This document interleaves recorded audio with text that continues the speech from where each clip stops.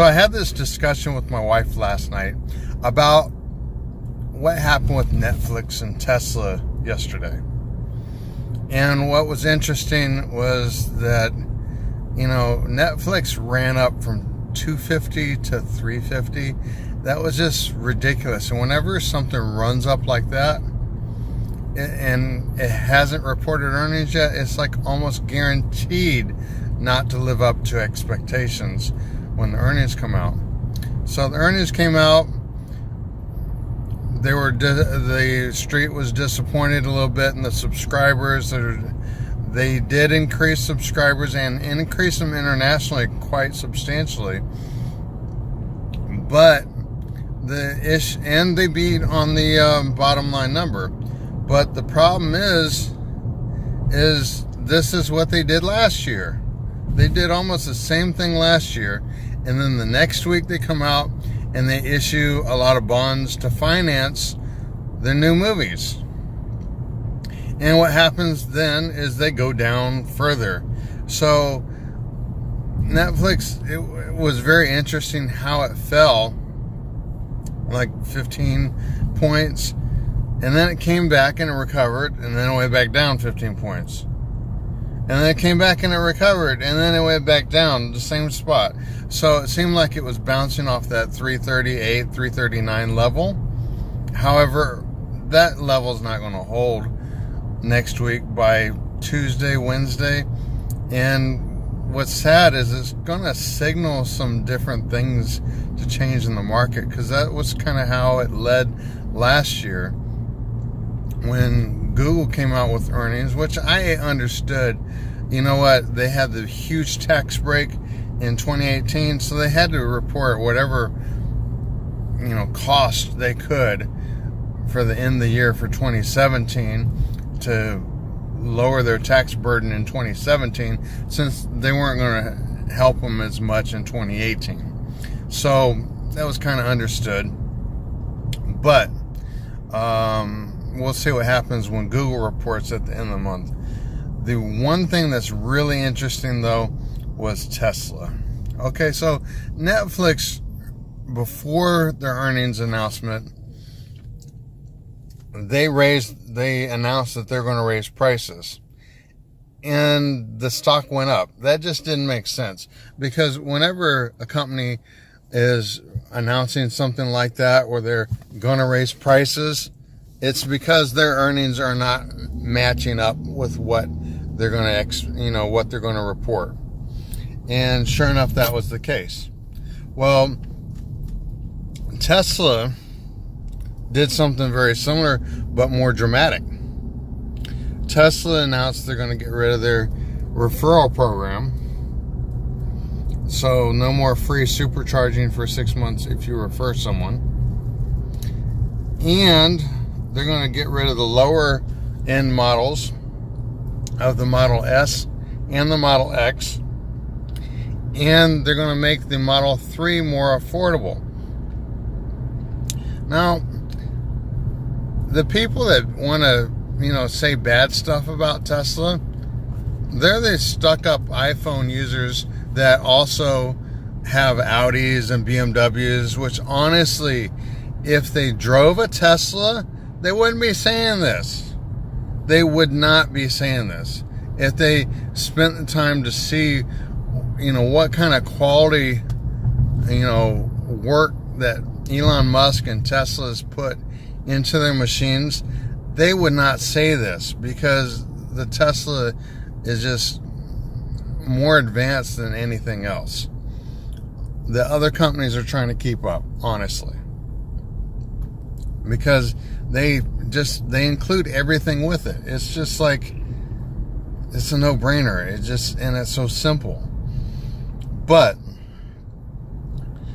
the snubs, the snobs, snob appeal, people, I love using that term, snob appeal. Those are the people that are like, I love my iPhone, but you can do this and this and this and this with Android that you can't do with iPhone. I love my iPhone. Yeah, well, that's what these idiots are that love their BMW and this and that.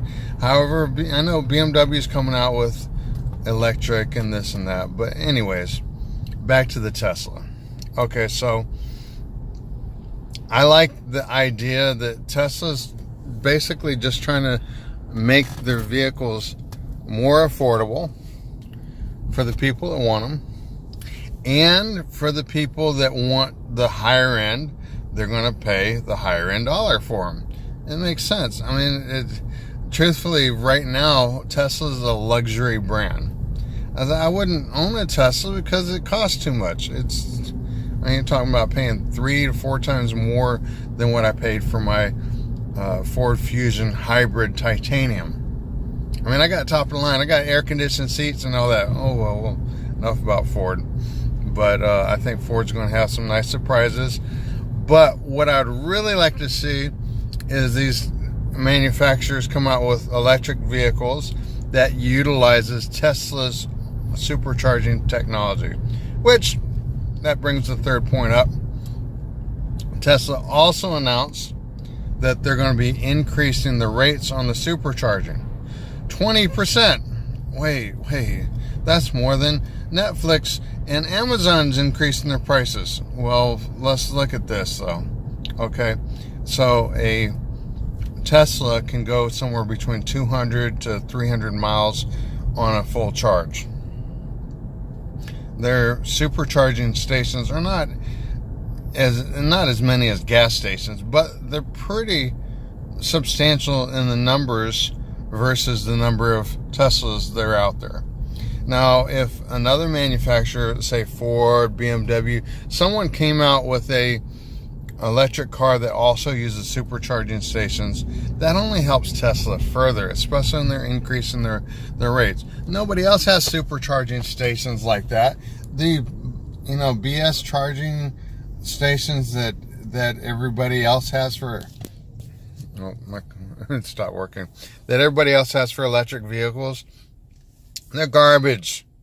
People pull up to them and they find someone sitting there for hours while they're out shopping. You can't get a real charge with an electric vehicle unless you beat someone to the charging place. That's not practical. So if another company utilized Tesla's supercharging network, supercharging capabilities, that only helps Tesla further. Okay, that only helps Tesla further. Matter of fact, I think there should be a company like Ford or Toyota that should be combining their efforts with Tesla for mass production. And honestly, I don't think Elon Musk would be adverse to that. And as long as the technology is there, as long as he's making some money, as long as there's more electric vehicles, he's happy. But back to the supercharging network. So they're raising the cost. So let's go back to this. 250, 300 miles on a full charge. Most people only go about 300 miles on a full tank of gas. Unless you got a big ass tank. However, in my Fusion, I have a hybrid, so I go about 550 miles on a tank of gas. However, you want to talk about a performance vehicle, they get somewhere between 12 to 20 miles per gallon, especially like a Ford Mustang GT or a BMW high performance. And why do I say that? Is because Tesla vehicles have high performance capabilities with them. They have all-wheel drive capabilities with them. So for them to say, oh, they only go 200 and something to 300 miles on a charge, that's really pretty darn good when you consider a high performance vehicle can't go that far or goes about that far. And if you drive a high performance vehicle, you're going to have to put super high octane.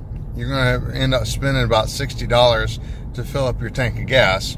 Where a Tesla, to charge it, supercharge it, you're talking about spending $8. Okay, so we're going to increase 20 cents. So 20 times 8 is $1.60 higher. So we're talking about under $10.